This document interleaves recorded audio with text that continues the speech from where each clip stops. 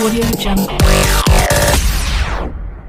Good morning, आप सबका स्वागत है केमिस्ट्री विद कृष्णा अग्रवाल में। और आज के क्लास में हम पढ़ने वाले हैं बीएससी सेकेंड ईयर के लिए फर्स्ट पेपर।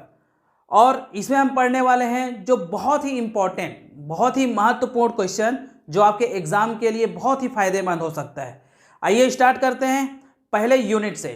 तो आपका पहला यूनिट है ट्रांजिशन एलिमेंट के ऊपर।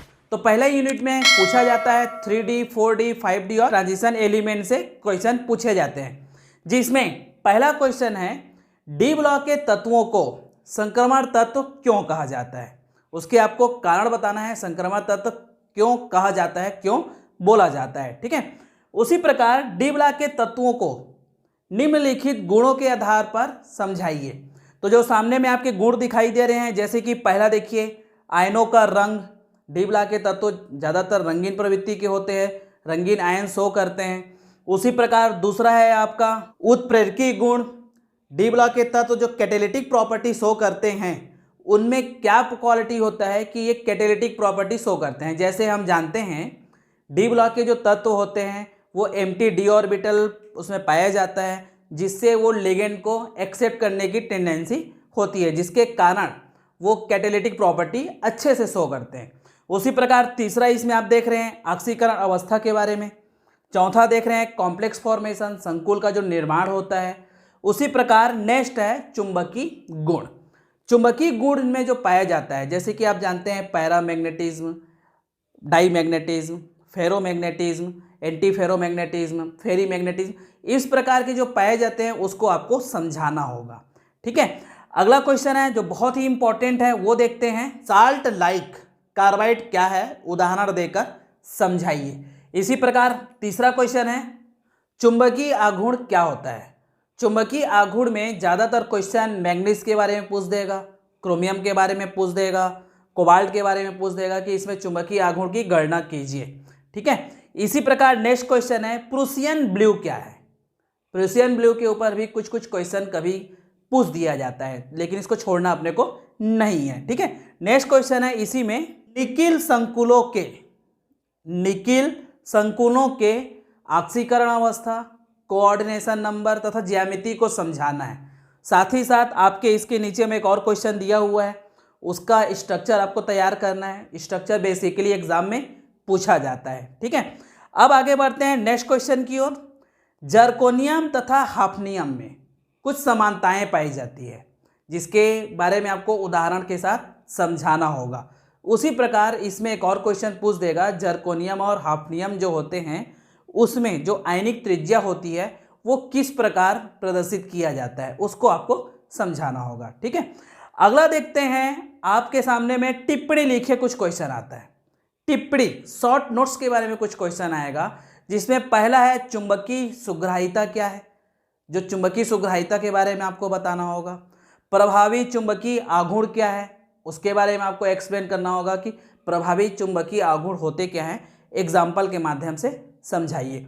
उसी प्रकार तीसरा है एलएस युग्मन क्या होता है। नेक्स्ट है क्यूरी-बीस का नियम क्या है। इस प्रकार शॉर्ट नोट्स के जो क्वेश्चन आते हैं उसको आप उदाहरण के साथ, उदाहरण के माध्यम से आपको एग्जाम में देना होगा, जिससे आपको बहुत अच्छे से नंबर दिया जा सके। ठीक है, नेक्स्ट क्वेश्चन इसी में है गाय की विधि के ऊपर संक्षिप्त टिप्पणी लिखिए तथा डी ट्रांजिशन क्या होता है। डी ट्रांजिशन आप याद रखिएगा, D1 से लेकर D9 तक, D10 तक अच्छे से एग्जाम में प्रिपरेशन करके जाइएगा एग्जाम्पल के साथ। कोई सभी जैसे कि टाइटेनियम के बारे में पूछ देगा, एग्जाम में जनरली पूछा जाता है कि hexa aqua titanium third ion के लिए आप ट्रांजिशन को समझाइए। तो इस प्रकार के जो क्वेश्चन आते हैं उसको आपको एग्जाम्पल के माध्यम से तैयारी करना होगा, और एग्जाम्पल ही पूछ देता है कभी कभार। ठीक है, इसमें है नेक्स्ट और लास्ट क्वेश्चन है त्रिविमीय रसायन क्या है। त्रिविमीय रसायन जो आपका इंपॉर्टेंट है, जो बेसिकली एग्जाम में हमेशा पूछा जाता है कि जो 3D ट्रांजिशन एलिमेंट होते हैं उसके बारे में इसको एग्जाम्पल लेके समझाना होगा। बेसिकली ये पूछा जाता है। ठीक है, चलिए अब हम बढ़ने वाले हैं नेक्स्ट यूनिट की ओर। तो नेक्स्ट यूनिट में आप अपने स्क्रीन में देखिएगा, बहुत ही इंपॉर्टेंट क्वेश्चन है बिना स्किप के, ताकि आपके मेन एग्जाम के लिए, फाइनल एग्जाम के लिए बहुत ही अच्छे से प्रिपरेशन हो सके। चलिए अब स्टार्ट करते हैं हम यूनिट 2 इकाई 2। आपके स्क्रीन में जैसे दिखाई दे रहा होगा, यह इकाई आपके ऑक्सीकरण और अपचयन वाले चैप्टर से है और उपसंयोजी जो यौगिक होते हैं, कोऑर्डिनेशन जो कंपाउंड्स होते हैं, वो चैप्टर को मिला के आपका इकाई 2 बनाया गया है। जिसमें पहला क्वेश्चन है, बहुत ही इंपॉर्टेंट क्वेश्चन है, देखिए आपके स्क्रीन में दिखाई दे रहा है। ऑक्सीकरण अपचयन की आधुनिक धारणा को समझाइए। या ऑक्सीकरण अपचयन अभिक्रिया का जो उदाहरण सहित आपको इसको समझाना होगा, जो कि एग्जाम के लिए बहुत ही इंपॉर्टेंट है। जैसे कि जो रिडक्शन होते हैं और ऑक्सीडेशन होते हैं, उनके एग्जाम्पल के साथ आपको इसको एक्सप्लेन करना होगा। ठीक है, चलिए इसी प्रकार नेक्स्ट क्वेश्चन है, रेडॉक्स अभिक्रिया को उदाहरण सहित समझाइए। जो रेडॉक्स अभिक्रिया है, जैसे कि रेडॉक्स आप तो पढ़े ही हैं, रेडॉक्स मतलब उसमें छिपा हुआ है रिडक्शन प्लस ऑक्सीडेशन। ऐसे अभिक्रिया जिसमें रिडक्शन और ऑक्सीडेशन दोनों साथ साथ होते हैं उसे रेडॉक्स कहते हैं। ये हम जानते हैं, जैसे कि आप पढ़े होंगे इलेक्ट्रोकेमिकल सेल में जो रिएक्शन होता है वो रेडॉक्स रिएक्शन होता है। ठीक है, उसी को आपको उदाहरण के साथ बताना होगा। पूरा एक सेल अभिक्रिया होता है, जो सेल रिएक्शन होता है, हाफ सेल मिला के दोनों मिल के क्या हो जाते हैं, एक फुल सेल बनाते हैं, जिसको आपको पढ़ना होगा। ठीक है, इसी प्रकार आगे बढ़ें। अगला क्वेश्चन है, रेडॉक्स विभव पर संक्षिप्त टिप्पणी लिखना है। कभी कभी इसी में पूछ देता है कि रेडॉक्स जो विभव है उसके प्रभावित करने वाले कारक क्या होते हैं। रेडॉक्स विभव होते हैं, जैसे कि रेडॉक्स पोटेंशियल जो होते हैं, उसके एग्जाम्पल लिखिए। इस टाइप से क्वेश्चन बेसिकली हर बार पूछा जाता है, थोड़ा सा घुमा के। ठीक है, चलिए इस यूनिट का बहुत ही इंपॉर्टेंट क्वेश्चन है आपका अगला क्वेश्चन, विद्युत रासायनिक श्रेणी पर संक्षिप्त टिप्पणी लिखिए। इस प्रकार के जो क्वेश्चन होते हैं वो मैक्सिमम टाइम पूछा जाता है। कभी कभी इसी को क्या बोल देगा, विद्युत रासायनिक श्रेणी क्या होते हैं, इसकी विशेषता बताइए, या इसकी उपयोगिता बताइए, या इसकी व्याख्या कीजिए। क्वेश्चन वही है, बस तरीका अलग पूछने का है, जिसको आपको बताना होगा। जैसे कि आप इस प्रकार के जो सीरीज होते हैं उसको जितना ज़्यादा हो सके उतना ज़्यादा लिख के प्रैक्टिस कीजिएगा, जिससे बहुत इजी आपसे बन सके। ठीक है, चलिए हम आगे बढ़ते हैं नेक्स्ट क्वेश्चन में, जो कि बहुत ही इंपॉर्टेंट है, मैक्सिमम टाइम इसको पूछा गया है। विषम अनुपातन क्या है, इसका निर्धारण आप कैसे करेंगे, उदाहरण सहित समझाइए। बहुत ही इजी क्वेश्चन है, विषम अनुपातन होता क्या है, कोई भी एक उदाहरण दीजिए। तो इस प्रकार का क्वेश्चन अपने अलग अलग यूनिवर्सिटी में पूछा गया है, तो मेरे को लगता है कि इस बार हमारे यूनिवर्सिटी में पूछेगा ही पूछेगा। जैसे कि रेडॉक्स अभिक्रिया हम लोग अभी देखे, रेडॉक्स पोटेंशियल देखे, उसी से रिलेटेड थोड़ा सा मोल्ड करके एक क्वेश्चन एनर्जी के ऊपर लेके आ जाता है। अगला क्वेश्चन उसी के ऊपर बेस है, रेडॉक्स चक्र का वर्णन कीजिए। रेडॉक्स चक्र का जो विश्लेषण करना है उसका संक्षिप्त टिप्पणी लिखिए, या इसी को याद रखिएगा ना, इसी क्वेश्चन को थोड़ा सा घुमाएगा और बोल देगा ऑक्सीकरण अपचयन चक्र से आप क्या समझते हैं। तो आपको कंफ्यूज नहीं होना है। अभी मैं आपको बताया redox reaction means reduction plus oxidation. तो इसी प्रकार ऑक्सीकरण अपचयन चक्र से आप क्या समझते हैं, इसको आपको बताना होगा, जो कि बहुत ही ईजी है, कभी भी इसमें कंफ्यूज नहीं होना है। ठीक है, चलिए अगला क्वेश्चन देखते हैं, लेटिमर आरेख क्या होता है। या पूछ देगा लेटिमर आरेख पर संक्षिप्त टिप्पणी लिखिए। जैसे कि हम पढ़े हैं, जितने भी क्लोरेट है जिसका एग्जाम्पल लेके आप बना सकते हैं, या कॉपर 2+ का कॉपर 1+ में, या कॉपर न्यूट्रल में जनरली आप बोल सकते हैं, उसमें कैसे कन्वर्जन होता है उसको आप लेटिमर आरेख के माध्यम से समझा सकते हैं। ठीक है, इसी प्रकार देखिए लेटिमर आरेख जो है वो क्रोमियम के ऊपर भी पूछा जा सकता है। क्रोमियम के लिए अम्लीय और क्षारीय माध्यम में लेटिमर आरेख लिखिए। मैक्सिमम टाइम पूछा गया है, इसको आप बिल्कुल प्रैक्टिस कीजिएगा। अगला क्वेश्चन है, बहुत ही इंपॉर्टेंट क्वेश्चन है, फ्रॉस्ट आरेख को आप समझाइए। फ्रॉस्ट आरेख किसे कहते हैं, या बोल देगा इसी प्रकार क्रोमियम का अम्लीय माध्यम है फ्रॉस्ट आरेख को समझाइए, या क्रोमियम का जलीय माध्यम है फ्रॉस्ट आरेख को समझाइए।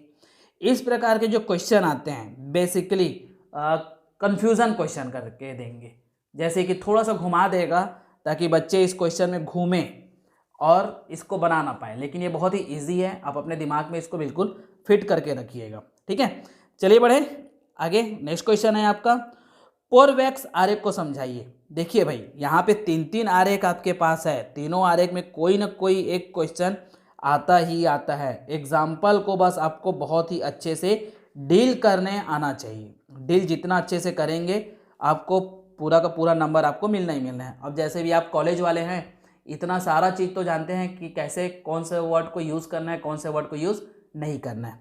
चलिए आगे बढ़ें। आगे क्वेश्चन मैक्सिमम टाइम पूछा जाता है कि ऑक्सीकरण संख्या की गणना कीजिए।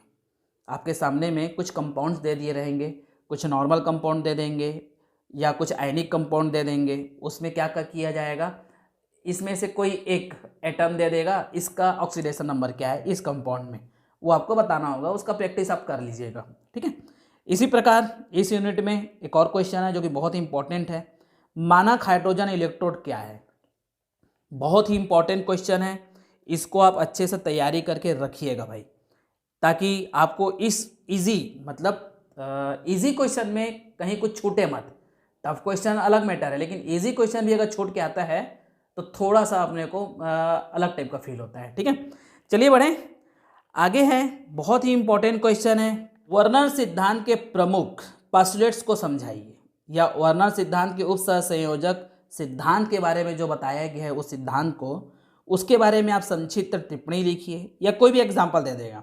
इसमें बोल देगा प्राइमरी वैलेंसी और सेकेंडरी वैलेंसी क्या होती है उसके बारे में बताइए, और एग्जाम्पल के द्वारा बताइए। कभी कभी याद रखिएगा, वार्नर का जो सिद्धांत है कोबाल्ट क्लोराइड के ऊपर और अमोनियम संकुलों की जो संरचना होती है, उसमें हम जानते हैं कि प्राइमरी वैलेंसी और सेकेंडरी वैलेंसी को कैसे मैनेज किया जाता है, कैसे शो किया जाता है, उसके बारे में आपको बताना है। साथ ही साथ उपयोगिता को उसको आप पढ़ ही लीजिएगा, ठीक है। प्रायोगिक सत्यापन कभी कभी पूछ देता है वर्नर सिद्धांत का, वो थोड़ा सा आप अच्छे से इसको याद करके रखेंगे। याद रखिएगा, एक क्वेश्चन है उसके अंदर में बहुत सारे ऐसे ऐसे छोटे छोटे वर्ड्स दिए रहते हैं जो कि इजी है, लेकिन एग्जाम के दिन अपने को याद नहीं आता। आप थोड़ा सा उसको स्टडी कीजिए ताकि बहुत ही अच्छे से आपसे उसका डील हो सके, ठीक है। चलिए बढ़ें आगे। है बहुत ही इंपॉर्टेंट क्वेश्चन है, IUPAC नोमेनक्लेचर। आपने अपने क्लास में अपने कॉलेज में पढ़ा ही होगा कि उपसहसंयोजी यौगिकों का जो नामकरण होता है, जो IUPAC नामकरण होता है, वो कितना इंपॉर्टेंट होता है, ठीक है। उसको तो आपको बहुत ही अच्छे से डील करना है, ठीक है। चलिए देखें अगला क्वेश्चन, इसी में पूछा जाता है उपसहसंयोजी यौगिकों में जो समावयता पाया जाता है। बहुत ही इंपॉर्टेंट क्वेश्चन है, समावयता में से क्वेश्चन तो आता ही आता है, ठीक है जी। जैसे कभी कभी पूछ देगा, एक एक पॉइंट के लिए पूछ देगा, उपसहसंयोजन समावयता क्या होता है, साल्ट समावयता मतलब साल्ट आइसोमेरिज्म क्या होते हैं, हाइड्रेट और लिंकेज आइसोमेरिज्म क्या होते हैं, स्ट्रक्चरल आइसोमेरिज्म क्या होते हैं। मैक्सिमम टाइम पूछा क्या जाने वाला है जो जियोमेट्रिकल आइसोमेरिज्म होता है, जो सीस और ट्रांस फॉर्म करते हैं हमारे जो कॉम्प्लेक्स होते हैं, वो बेसिकली क्वेश्चन में आ ही जाता है। तो उसको आप अच्छे से प्रैक्टिस कीजिएगा, उससे रिलेटेड उसी का ही एक अलग से क्वेश्चन नाम दिया जाएगा जिसको आप आगे चल के देखने वाले हैं, ठीक है। इसी में किलेट इफेक्ट क्या होता है, किलेट के बारे में भी पढ़ लीजिएगा, ठीक है।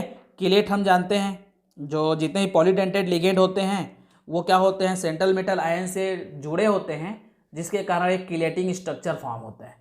उसको आप अच्छे से करके ही जाइएगा। उसमें कभी कभी EDTA का स्ट्रक्चर पूछ देता है, तो आप उसको अच्छे से ध्यान देंगे भाई, ठीक है। और उसके बाद लास्ट क्वेश्चन इस यूनिट में जनरली है वो आपका पॉलीन्यूक्लियर जो कॉम्प्लेक्स होते हैं, जैसे कि हमारे पास जो लिगेंड्स हैं जानते हैं, वो एक न्यूक्लियर से जुड़ा रहेगा या 2 से जुड़ा रहेगा, तो उस टाइप से आपको कुछ कुछ क्वेश्चन इसमें पूछ देता है, ठीक है। चलिए आगे बढ़ें। अब आगे बढ़ते हैं हम लोग next unit, unit number 3। Unit number 3 में जो बेसिकली पूछा जाने वाला जो क्वेश्चन है आपका कोऑर्डिनेशन केमिस्ट्री से है। कोऑर्डिनेशन केमिस्ट्री जनरली तुम्हारे पास पूछा जाता है कि संयोजकता बंध सिद्धांत क्या होते हैं, संयोजकता बंध सिद्धांत की क्या कमियां होती है, संयोजकता बंध सिद्धांत के कुछ एग्जाम्पल बताइए। कोई भी एक क्या कर लेगा, कॉम्प्लेक्स ले लेगा, ठीक है। कुछ कॉम्प्लेक्स लेंगे, उसमें आपको बताना पड़ेगा कि VBT क्या होता है। जैसे कि आप जानते हैं कि हेक्साएमिन जो कोबाल्ट होता है 3+ आयन, उसके ऊपर पूछ देगा कि इसका स्ट्रक्चर क्या होता है, VBT के माध्यम से समझाइए। तो कंफ्यूज नहीं होंगे, जो एग्जाम्पल बेस्ड क्वेश्चन है वो पूछा ही जाता है। ठीक है, कभी कभी पूछ देगा, ये याद रखिएगा, संयुक्त बल सिद्धांत के आधार पर उप संयोजन संख्या 6 वाले संकुलों के निर्माण को समझाइए। जिसके कोऑर्डिनेशन नंबर 6 हैं उसके निर्माण को समझाना है, या पूछ देगा जिसके कोऑर्डिनेशन नंबर 4 है उसके निर्माण को समझाना है। ठीक है, तो इस टाइप से जो क्वेश्चन होते हैं इसमें भी दो चीज होता है, आप कॉलेज में पढ़े हैं इसके बारे में। एक इनर ऑर्बिटल कॉम्प्लेक्स होता है और एक आउटर ऑर्बिटल कॉम्प्लेक्स होता है। तो उसके बारे में बेसिकली आप अच्छे से स्टडी कीजिएगा भाई। कभी कभी इसी के ऊपर ही डायरेक्टली क्वेश्चन आता रहता है, इनर ऑर्बिटल कॉम्प्लेक्स और आउटर ऑर्बिटल कॉम्प्लेक्स से आप क्या समझते हैं, पूछ देगा क्वेश्चन, आप इसको अच्छे से स्टडी करके रखेंगे। ठीक है, तो चलिए अगला क्वेश्चन देखते हैं। क्रिस्टल फील्ड सिद्धांत को अच्छे से पढ़ लीजिएगा। क्रिस्टल फील्ड थ्योरी होता क्या है, और क्रिस्टल फील्ड थ्योरी में जो स्प्लिटिंग पाया जाता है, जो विपाटन पाया जाता है, और इसमें जो क्रिस्टल फील्ड स्टेबलाइजेशन एनर्जी, जिसको शॉर्ट फॉर्म में हम बोलते हैं CFSE, उसकी गणना कैसे की जाती है, इन चीज़ों को आप अच्छे से डील कीजिएगा। कुछ कुछ क्वेश्चन है, कुछ कॉम्प्लेक्स है, जिसको आप जानते हैं कि ये लो स्पिन है, ये हाई स्पिन है, किस कारण से है। तो इन चीज़ों को थोड़ा सा अच्छे से फोकस कीजिए, ताकि इसमें से जो न्यूमेरिकल क्वेश्चन भी पूछे वो हमसे छूटे ना। ठीक है, चलिए अब हम आगे बढ़ने वाले हैं। यूनिट नंबर 4, इकाई 4, जो मिलकर बना हुआ है लेंथेनाइट का रसायन और एक्टिनाइट तत्वों का रसायन, जिसमें बहुत ही इंपॉर्टेंट पहला क्वेश्चन है, लेंथेनाइट का आवर्त सारणी में जो बहुत सारी क्वालिटियां होती है उनके बारे में बताना है, जो उसकी पेरियोडिसिटी होती है, जो गुण होते हैं, जैसे कि जो इम्पोर्टेंट है पूछा जाता है, इलेक्ट्रॉनिक विन्यास लेंथेनाइट का, लेंथेनाइट के ऑक्सीकरण अवस्था कितने होते हैं, कौन कौन से होते हैं, संकुल बनाने की प्रवृत्ति लेंथेनाइट में कितनी पाई जाती है, साथ ही साथ ये संकुल का जो निर्माण करते हैं उसका एग्जाम्पल के साथ आपको बताना होगा। जैसे कि कभी कभी पूछ देगा लेंथेनाइट के नाम, किसी का सिंबल पूछ देगा, तो आपको इस सब चीज़ों में अच्छे से प्रिपरेशन करके रखना चाहिए। ठीक है, अगला क्वेश्चन है, लेंथेनाइट संकुचन किसे कहते हैं। इस चैप्टर का सबसे इंपॉर्टेंट क्वेश्चन है, लेंथेनाइट संकुचन पर टिप्पणी लिखिए। लेंथेनाइट संकुचन होता क्या है, इसके उदाहरण के साथ आपको बताना होगा। ठीक है, अगला क्वेश्चन इसी में जो दिया हुआ है, बहुत ही इंपॉर्टेंट क्वेश्चन है, लेंथेनाइट क्या है। लेंथेनाइट पृथक्करण करने की जितनी विधियां हैं वो समझाइए। कोई भी एक पूछ देगा। ठीक है, मान लेते हैं प्रभाजी क्रिस्टलीकरण पूछ दे, प्रभाजी अवक्षेपण पूछ दे, प्रभाजी तापी क्रिस्टल पूछ दे, या ऑक्सीकरण अवस्था में परिवर्तन कैसे किया जाता है। इन चीज़ों को आप अच्छे से तैयारी करके रखेंगे कि लेंथेनाइट जो पृथक्करण होता है उसकी जितनी विधि है उन सब विधि में स्पेशली कभी कभी पूछ देता है कि पृथक्करण संकुल विधि क्या है, TBP जो विधि होता है वो क्या होता है। इस प्रकार मैं स्पेशली कोई क्वेश्चन ऐसा नहीं सेलेक्ट किए हैं कि कौन सा पृथक्करण विधि आ सकता है। आप जो जितने भी 4-5 प्रकार के हैं उनको आप अच्छे से प्रैक्टिस करके रखिएगा। ठीक है, इसी प्रकार एक्टिनाइट्स के बारे में भी आप देख लेंगे। एक्टिनाइट के जो गुण होते हैं, इलेक्ट्रॉनिक विन्यास उसके ऑक्सीकरण अवस्था, उसके संकुल निर्माण, इन चीज़ों को भी आप बहुत ही अच्छे से देखिएगा। साथ ही साथ एक्टिनाइट संकुचन की व्याख्या कीजिए, उदाहरण के साथ आपको देखना है, और साथ ही साथ इसको और देख लेंगे, आयनिक त्रिज्या की व्याख्या कीजिए।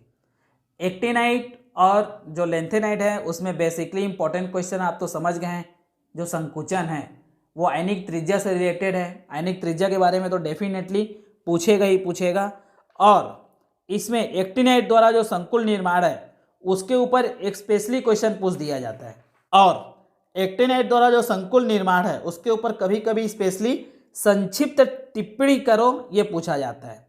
चलिए आगे देखें। आगे हमारा नेक्स्ट क्वेश्चन है, यूरेनियम से नेपच्यूनियम प्लूटोनियम को पृथक करने की अवक्षेपण विधि को समझाइए, या अवक्षेपण विधि से किस प्रकार यूरेनियम ईंधन छड़ों से यूरेनियम किस प्रकार प्राप्त करते हैं। ये थोड़ा सा एक आपको एल्गोरिथम बनाना पड़ेगा, एक चार्ट बनाना पड़ेगा, जिसको आपको अच्छे से एक्सप्लेन करना पड़ेगा। इसमें नेक्स्ट क्वेश्चन आपका दिया हुआ है, आयनन विनिमय विधि द्वारा एक्टिनाइट का पृथक्करण कैसे किया जाता है। लेंथेनाइट का पृथक्करण कैसे किया जाता है इसको भी आप देख लीजिएगा। परा यूरेनियम तत्व पर संक्षिप्त टिप्पणी लिखिए। इस टाइप से क्वेश्चन जो आता है जी उसको आप अच्छे से एक्सप्लेन करके रखिएगा, ठीक है, ताकि इसमें से जो क्वेश्चन आए और कुछ छूटे ना, ये अपना मेन टारगेट रहना चाहिए, ठीक है। चलिए अब देखते हैं next unit, unit number 5। Unit number 5 आपका बना हुआ है एसिड एंड बेस और नॉन एक्वस सॉल्वेंट। ये दो टॉपिक मिला के यूनिट नंबर 5 को कवर करता है, जिसमें जो कॉन्सेप्ट है, पहला क्वेश्चन है अरनियस की अम्ल क्षार और धारणा समझाकर उसकी कमियों का उल्लेख कीजिए। कि आर्नियस की जो सिद्धांत हैं आप हमेशा याद रखिएगा, उसको एग्जाम्पल के माध्यम से ही समझाने का कोशिश करेंगे भाई। उसी प्रकार सेकेंड क्वेश्चन है ब्रॉन्स्टेड लॉरी धारणा को उदाहरण सहित समझाना है। इसी में कभी कभी क्वेश्चन पूछ देगा संयुग्मी अम्ल और संयुग्मी क्षार क्या होते हैं, इसको उदाहरण के साथ समझाइए। कभी कभी ध्यान देंगे ना, ब्रॉन्स्टेड अम्ल ब्रॉन्स्टेड क्षार में अंतर भी पूछ देता है, अब ध्यान दीजिएगा, ठीक है। नेक्स्ट क्वेश्चन है इसी में क्लोरीन के ऑक्सी अम्लों के सामर्थ्य की व्याख्या कीजिए। जो क्लोरीन के ऑक्सी अम्ल होते हैं उसकी प्रबलता, जैसे कि हम पढ़े हैं, आपको याद होगा, आप 12वीं में पढ़े होंगे, +1 ऑक्सीडेशन नंबर शो करता है, +3 शो करता है, +5 शो करता है और +7 शो करता है। इस प्रकार उसको अरेंज करना है कि किसका ऑक्सीडेशन नंबर सबसे ज़्यादा होता है, ठीक है। कभी कभी इसी में क्वेश्चन पूछ देता है, देखिएगा बहुत ही इंपॉर्टेंट लग रहा है मेरे को ये, लक्स फ्रूट अम्ल क्षारक धारणा को समझाइए। इस सिद्धांत में आपको कुछ हट के अम्ल और क्षार की धारणा को बताना होगा। जैसे कि आगे हम देख रहे हैं अम्ल क्षार की विलायक तंत्र धारणा को समझाइए। इसी में अगला क्वेश्चन है लुईस अम्ल क्षार सिद्धांत को समझाइए उदाहरण के साथ कि लुईस अम्ल और लुईस क्षार क्या होते हैं। इसमें एग्जाम्पल मोस्टली पूछा जाता है कि हम जानते हैं कि जो NH3 है और BF3 है, इन दोनों में जो एडक्ट बनते हैं उसको बताना होगा कि कौन सा अम्ल है और कौन सा क्षार है। इसी में याद रखिएगा एग्जाम्पल बहुत सारे हैं, जो आपको इजी लगे उस एग्जाम्पल को करना है, ताकि हमारा जो एग्ज़ाम है, एग्ज़ाम के दिन हम किसी प्रकार का हमारे दिमाग से ये इरेज ना हो, ठीक है जी। चलिए अब हम आगे बढ़ें। नेक्स्ट क्वेश्चन देखते हैं निर्जल विलायकों से आप क्या समझते हैं। जो प्रोटोनिक और अप्रोटोनिक विलायक होते हैं उसके उदाहरण के माध्यम से आपको इसको समझाना होगा, ठीक है। आपके स्क्रीन में बहुत ही अच्छे से क्वेश्चन दिया हुआ है, आप स्क्रीनशॉट भी ले सकते हैं या नोट डाउन कर सकते हैं या बुक निकाल कर उसमें टिक लगा सकते हैं, जैसा भी आपको उचित लगे। बहुत ही इंपॉर्टेंट क्वेश्चन है भाई ये आपको एक बार रिवीजन करने के लिए बहुत ही उपयोगी साबित हो सकता है, ठीक है। चलिए आगे बढ़ें। विलायकों के भौतिक गुणों को समझाइए। विलायक के जो भौतिक गुण होते हैं उसके बारे में आपको बताना होगा कि विलायक के कौन कौन से गलनांक हो सकते हैं, क्वथनांक हो सकते हैं, सियांता हो सकते हैं, डाइइलेक्ट्रिक कांस्टेंट हो सकते हैं। इन चीज़ों को आप थोड़ा सा अच्छे से एक्सप्लेन करके बताइएगा, क्योंकि ये थ्योरिकल है, थ्योरिकल में नंबर कहीं कटना है ही नहीं। थोड़ा सा अच्छे से उसमें लिखेंगे तो उसमें नंबर आपको मिलना ही मिलना है। आगे बढ़ते हैं नेक्स्ट क्वेश्चन में अमीनो अपघटन अभिक्रियाओं का वर्णन कीजिए। जो अमोनिया होते हैं, जैसे कि लिक्विड अमोनिया है, उनमें होने वाली जो विलायक जो हाइब्रिडाइजेशन है उस चीज़ों को आपको समझाना पड़ेगा एक समीकरण के माध्यम से। कभी कभी इसके बीच में या बीच से उठा के कोई समीकरण को दे देता है जिसको आपको एक्सप्लेन करना होगा भाई, ठीक है। चलिए इस यूनिट का लास्ट क्वेश्चन है और बहुत ही इंपॉर्टेंट है, रिपीटेड क्वेश्चन है। द्रव सल्फर डाइऑक्साइड एक विलायक को समझाइए। जो द्रव सल्फर डाइऑक्साइड होते हैं वो अवक्षेपण के रूप में काम करते हैं, वो हम जानते हैं, लेकिन आपको इसके बारे में एक शॉर्ट टिप्पणी लिखना पड़ेगा। रिपीटेड क्वेश्चन है, बहुत ही इंपॉर्टेंट है जी, अच्छे से एक्सप्लेन कीजिएगा, ठीक है। चलिए इसी प्रकार आप हमारे चैनल को सब्सक्राइब कर सकते हैं, जिससे आपको डेली अपडेट जो एग्ज़ाम में आता है या आ सकता है उन सारे चीज़ों के बारे में आपको जानकारी मिलती रहे, ठीक है। चलिए आपके एग्ज़ाम के लिए ऑल द बेस्ट।